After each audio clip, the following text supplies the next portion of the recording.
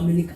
That is what it means to believe in you. Ninyi wote mmekaa hapa. All of you who are sitting here, mmekuja kwa sababu cha kwanza, you've come, the first thing is mnaniamini. you believe him. Ya pili, The second one, mnaamini huyo Mungu kwamba mnaweza kumpata kupitia mimi. you can get God through a prophet.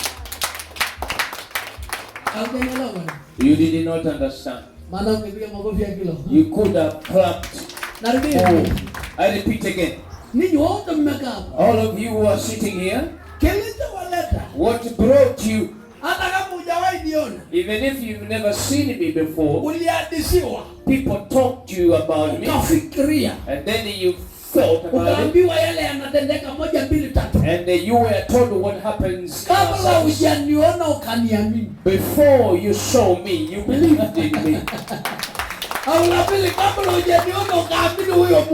Before you saw me, you believed in the God who is doing so. So that's what brought you. You did not come to Jesus. Hallelujah. Hallelujah.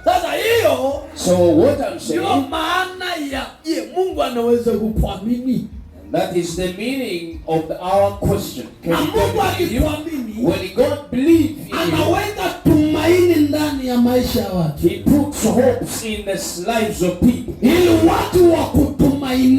so that the people can put hope in you, that you are able to help them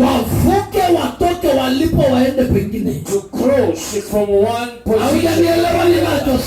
You did not understand. Hold on to my words. If God is to believe in you, you must believe in the one that needs to trust you. You did not give Jesus a hand to clap.